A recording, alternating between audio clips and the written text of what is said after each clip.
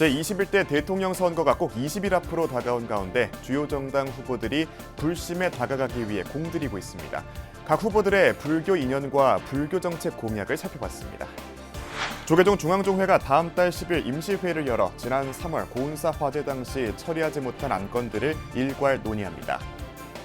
서울국제노인영화제가 다음 달 9일 메모리 레인을 개막작으로 막이 오릅니다. 넷플릭스 드라마 폭삭 소가수다에 나왔던 배우 김금순 씨가 홍보대사로 앞장섰습니다. 조계종 대표단이 베트남 호치민시에서 열린 UN 국제 베삭데이 기념 행사에 참석해 세계 평화를 발언했습니다. 이달 말 우리 전통 명절 단오를 앞두고 서울 인사동에서 국가 무형유산 보유자들이 나서 한바탕 신명나는 축제의 마당을 꾸몄습니다. 여러분 안녕하십니까? 5월 14일 수요일 BBS 뉴스입니다. 대한민국의 미래를 좌우할 제21대 대통령 선거가 20일 앞으로 다가온 가운데 대선 후보들의 치열한 본선 레이스가 펼쳐지고 있습니다. 각 후보들의 불교 정책 공약 발표 등 불교계 표심을 얻기 위한 행보도 빨라질 전망인데요. 각 후보들의 불교 이념과 불교 정책 공약들을 이석호 기자가 짚어봤습니다. 제21대 대선의 공식 선거운동이 시작되면서 대권을 향한 경쟁이 뜨겁게 달아오르고 있습니다. 헌정사상 두 번째 치러지는 이번 조기 대선은 더불어민주당 이재명, 국민의힘 김문수, 개혁신당 이준석 후보의 3자구도 대진표가 완성됐습니다. 민주노동당 권영국, 자유통일당 구주와 무소속 황교안, 송진호 후보도 각각 도전장을 내밀어 후보는 모두 7명입니다. 선거운동이 본격화하면서 각 후보들의 주요 정책 공약과 비전에 대한 관심이 커지고 있습니다. 불자들의 선택을 좌우할 수 있는 불교 지원 정책과 공약이 얼마만큼 표심을 파고들지도 지켜봐야 할 대목입니다. 이재명 후보는 지난 5일 부처님 오신 날에 SNS를 통해 불교 지원 정책 공약을 소개했습니다. 불교가 사회 통합의 종교적 역할을 강화할 수 있도록 국가적 지원 체계를 확대할 것이라고 밝혔는데 템플스테이 확대와 명상 프로그램 지원은 물론 전통 사찰에 대한 규제 개선도 약속했습니다. 이 후보 부부는 불교와 각별한 인연도 맺어오고 있습니다.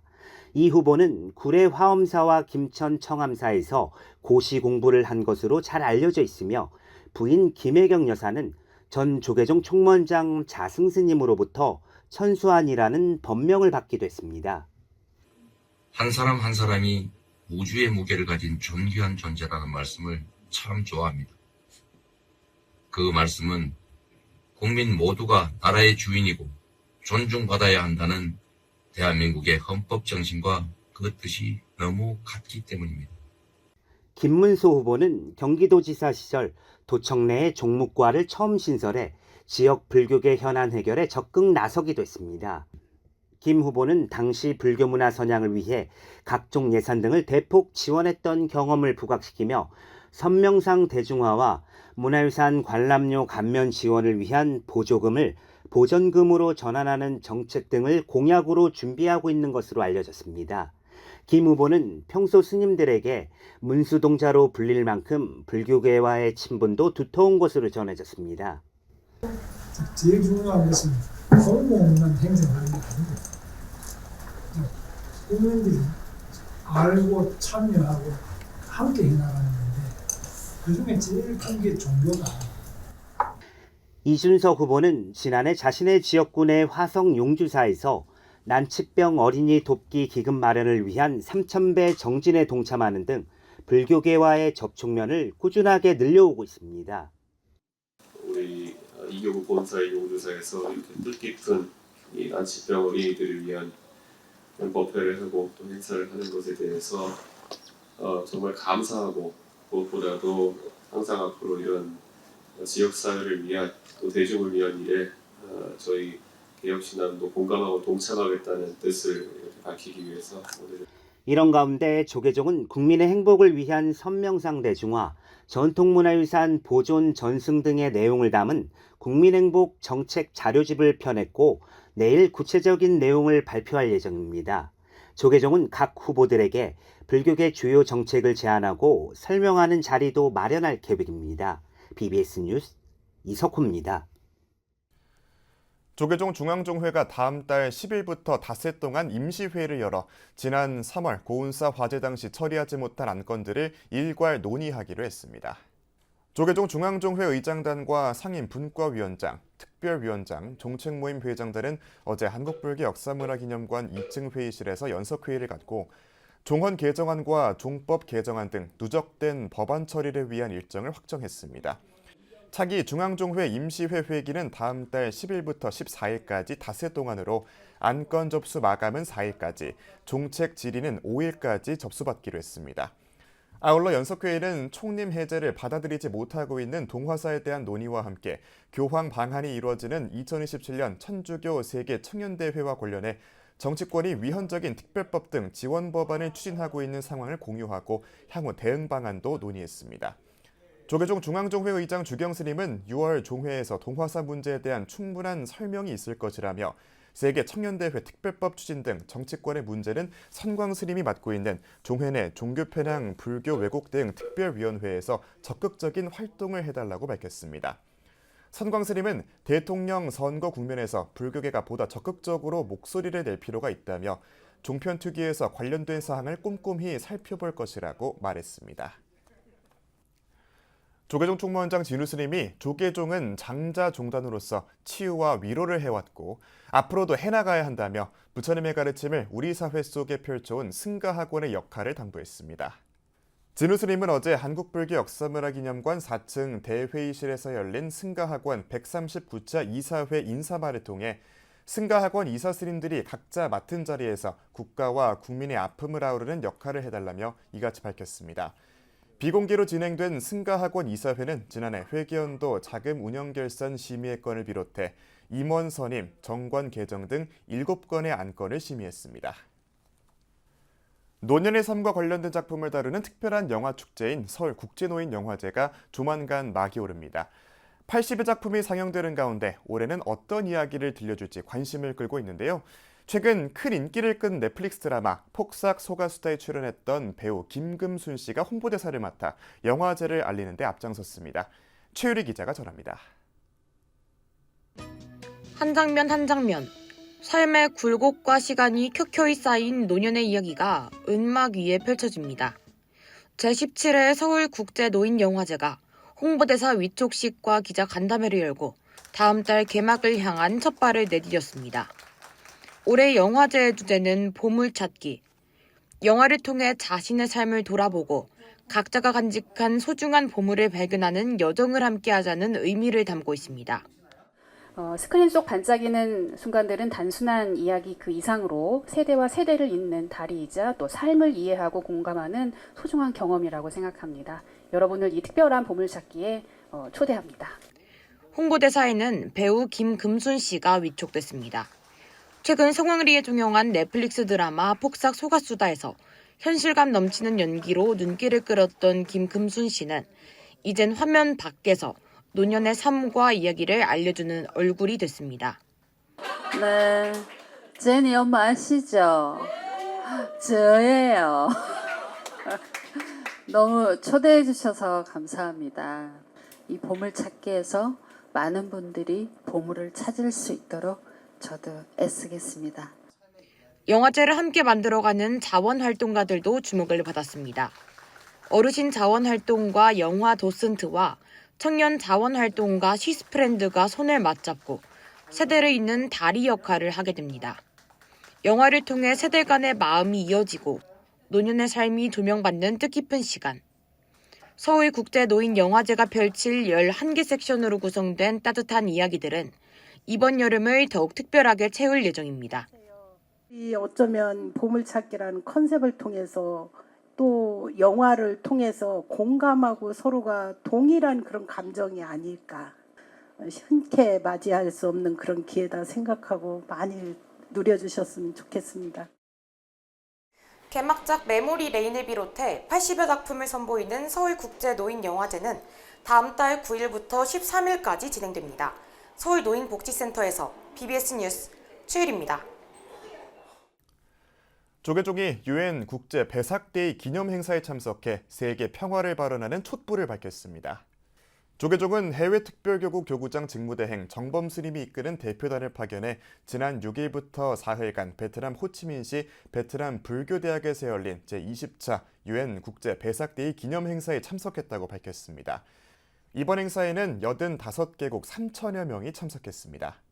정범 스님은 대회 기간 중 조계종 총무원장 진우 스님의 축사를 대독하며 배삭데이를 맞아 세계인들이 모두 부처님의 대자비와 지혜 속에서 마음의 평안과 세상의 평화를 일구어가길 축원하고 한국 불교계를 중심으로 선명상의 대중화가 이루어지고 있는 상황을 알렸습니다. 배삭데이는 1999년 유엔 총회에서 부처님 오신 날 기념 행사를 갖기로 결의하며 시작됐고 내년 제21차 유엔 국제 배삭 기념일 행사는 중국에서 열립니다. 시방 3세의 많은 부처님 중에서도 약사 열애불은 중생의 질병을 고쳐주며 건강과 치유의 상징으로 여겨지는데요. 이 약사 열애불을 모신 서울 도심의 한 사찰에서 우리나라와 중국의 전통 의료계가 업무 협약을 맺고 지역사회 어르신을 대상으로 자비의 봉사 활동을 펼쳤습니다. 박준상 기자가 취재했습니다. 먼 옛날 용왕샘에서 몸을 씻은 노동자들이 병을 치유했다는 이야기가 전해오며 500년 동안 우리 민족의 아픔을 어루만져온 대표적인 치유도량 목동 봉각사. 약사 열애불을 주불로 모신 봉각사 뜰 안에서 현대 우리 사회를 유리강 세계로 만들어가고 있는 한국과 중국의 전통의학계 인사들이 손을 맞잡았습니다. 한의사와 중의사, 한중 전통의료대회 참가자들이 봉각사 대웅전에서 업무 협약을 맺고 양국 간 의료 발전을 위한 협력에 나서기로 한 겁니다. 또 앞으로 여러분들이 이곳에 오셔서 한국과 중국의 교류를 통해서 그와 같은 영험이 여러분들 삶 속에서 묻어나기를 바랍니다. 용왕산 약사열애 부처님의 가피가 있기를 축원합니다. 양국의 의료기술 교류와 함께 국민 건강을 위한 활동을 약속한 당일, 바로 의료봉사 실천에 나섰습니다. 지역사회 어르신을 대상으로 맥을 살피는 등 전통 의술을 펼친 겁니다. 단순 의료봉사를 넘어서 세밀하게 또 진맥도 하고 안 좋으면 또 처방도 해드리고 침치료도 해드리는 그런 자리예요. 그래서 오늘 너무 따뜻한 마음이 풍성했었고요. 이 마음이 봉각사와 양천구 전체에 퍼지려 믿습니다. 한중 전통의료는 맥을 같이 하지만 한국의 경우 조선 후기의 의학자 이재마에 의해 독창적인 사상의학이 창시되면서 더 구체적으로 발전했습니다. 특히 최근엔 첨단 기술을 활용해 정확한 맥을 짚는 기기와 휴대전화를 활용한 초음파 모니터링, 원격 AI 진단 기술이 활용되면서 정확도를 높이고 있습니다.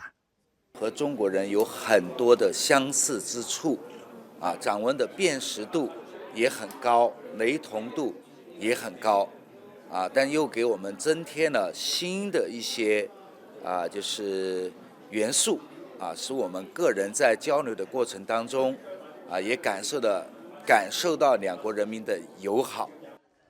한국과 중국이 달마 대사가 전한 선불교의 전통을 공유하고 있다는 연대감과 함께 양국의 전통 의료를 체험하면서 각각의 문화에 대한 이해도 깊어졌습니다. 한의학도 하나의 문화로 본다면 이거를 서로 소통하고 서로 교환해보고 비교해봐서 하나의 국민 대 국민, 나라 대 나라, 정치적인 정책 이념을 떠나서 서로 어울리는 의학이라는 기술을 갖고 하나의 또 다른 문화를 받아들이고 치유와 회복을 상징하는 약사 열애불 아래 한중이 함께한 의료봉사는 국경을 넘어 자비와 연대를 통한 회통의 장을 열었습니다. BBS 뉴스 박준상입니다. 이달 말 우리 전통 명절 단오를 앞두고 서울 인사동에서 단오맞이 국가 무형유산 축제가 열렸습니다. 각 지역의 민속문화와 국가 무형유산 보유자들이 거리에 나와 신명나는 한바탕의 공연을 펼쳤습니다. 이현서 기자입니다. 오색 한복을 차려입은 명인들이 현란한 가야금 연주를 펼치고 공연자가 객석으로 내려와 관객들과 함께 아리랑을 부르자 비가 내리는 궂은 날씨에도 시민들이 발길을 멈추고 흥겨운 분위기에 빠져듭니다. 한해의 풍요를 기원하는 전통 명절 단오를 20일가량 앞두고 국가무형문화유산 총연합회가 전국 단오제 연합과 함께 마련한 2025 단오맞이 K국가 무형유산 축제가 전통문화의 거리 서울 인사동 일대에서 열렸습니다. 중앙무대에서는 국가 무형유산 보유자들의 가야금 산조와 판소리, 북한 무용 등의 공연이 차례로 이어진 가운데 무대 옆에서는 제사를 지내러 가던 풍경을 재현한 호장행렬, 단오 음식인 수리취떡 시식 등 단오제의 매력을 고스란히 느낄 수 있는 부대 행사가 마련돼 인사동 일대는 그야말로 역사와 문화가 어우러진 축제장이 됐습니다. Singing and instruments playing live, so yeah, it's really nice as a foreigner to discover the traditions of South Korea. So yeah, I'm really enjoying it. 특히 전통문화예술을 지켜온 국가무형유산 보유자들이 모처럼 열린 공간에서 시민들과 함께해 더욱 의미 있는 시간이 됐습니다. 시민들에게 같이 함께 향유하는 축제로 마련하여 주셨습니다. 그래서 이렇게 인간 문화재들이 한 자리에 모여서 이렇게 많은 분들이 공연하는 건 정말 거의 처음 있는 일입니다. 이 밖에도 화각장 등 전통공예와 불교의식에 사용되는 법고 등 전통 악기를 체험할 수 있는 부스들이 마련돼 시민들의 발길이 이어졌습니다. 여러 사람이 하는 걸 보고 구경하신 분들, 관람객들 보고 흐뭇했습니다. 국가무형유산총연합회는 앞으로 행사 규모를 확대해 우리 전통문화의 소중한 가치를 널리 알려나갈 계획입니다. 분야가 다를 뿐이지 우리하고 같은 맥락을 가지고 있기 때문에 같이 이 행사를 키워나가면 좋은 행사가 될 거라고 생각합니다. 국가무형유산의 우수성을 몸소 체험할 수 있는 전통문화예술축제가 서울 시민들에게 색다른 볼거리를 선사했습니다. BBS 뉴스 이현서입니다. 부산 금정산 원광사가 11일 경내 대적광전에서 주지 지광스님과 윤영길 신도회장을 비롯한 신도 등 300여 명이 참석한 가운데 장학금 전달식을 갖고 올해도 인재불사를 이어갔습니다. 원광사는 지역소재대학 재학생 9명에게 장학금 각각 200만 원씩 모두 1,800만 원을 전달했습니다. 원광사 주지 지광스님은 과거 장학금을 받았던 학생들이 다시 기부를 하거나 사찰에 봉사활동을 오고 싶다는 사례가 늘고 있다며 앞으로도 꾸준히 지원할 수 있도록 신도들과 함께 많이 노력하겠다고 밝혔습니다. 원광사의 인재불사는 가정 형편이 어렵거나 장학금이 필요한 청소년을 대상으로 26년째 계속되고 있습니다. 태고종 중앙승가강원 총동문회가 경북 산불로 피해를 입은 청송 대천사에 지난 10일 위로금 500만 원을 전달했습니다. 앞서 중앙승가강원 총동문회는 지난 3월 의성발 산불이 청송 대천사까지 확산돼 요사체와 비닐하우스, 과수원이 전소되고 가축이 폐사되는 피해를 입었다는 소식을 접하자 즉시 모연으로 위로금을 마련했습니다. 이 좋은 인연 공덕으로 우리 대천사가 피해 복구가 원만히 성취되고 해양될 수 있기를 깊은 마음으로 소원하면서 이렇게 정말 우리 대천사 우리 전법사님의 가슴 아픈 마음을 좀 위로드리고 싶습니다. 대천사 일현 전법사는 최근 독도, 울릉도 지킴이 학술 세미나와 수륙대제를 봉행한 뒤 바로 달려와준 스님들께 감사를 전했습니다. 성가 강원에서 스님들이 이렇게 오늘 고맙게 이렇게 성금을 모아서 주시니 제가 가심에 참 어찌할지 모릅니다. 너무 고맙고 감사합니다. 대형 화마에도 전각을 보존한 대천사는 40여 년 전 창건해 청송의 자연환경에 맞는 사과 과수원을 일구고 가축을 사육하며 일과 수행으로 마음을 닦는 기도도량입니다. 대구 성관음사가 25년에 걸친 불사를 마무리하고 최근 중수불사 회양법회를 봉행했습니다. 지난 1989년 두류산 무량사 포교당으로 시작한 성관음사는 여러 차례 중창불사를 거쳐 2009년 현재 위치인 대구 남구 대명동에 자리 잡았습니다. 또 2013년에는 불사 시작 13년 만에 33목관음 대불 조성불사를 마무리했으며 이후 외벽과 옥상 등의 남은 불사를 마무리하고 지난달에 회양했습니다. 성관음사 주지 이루스님은 성관음사가 관세음보살의 응신이 상주하는 도량이 돼 신도들이 관세음보살을 의지해 기도하고 자성을 들여다보며 실천하는 수행처가 되길 바란다고 밝혔습니다. 참선을 한다든지 명상을 한다든지 이런 것에도 더 심심이 나도록 하면서 끝까지 영원히 대구 성관음사의 도량은 관음응신 도량으로 아주 세세생생토로 내려가도록 그렇게 이제 이끌어가고자 하는 게 법회에는 전 직지사주지 작광대종사와 성관음사주지 이루스님, 청도 대산사주지 지행스님, 부산 영산제 보존회 성림스님, 박기석 대구 남부경찰서장 등 4부 대중이 함께했습니다.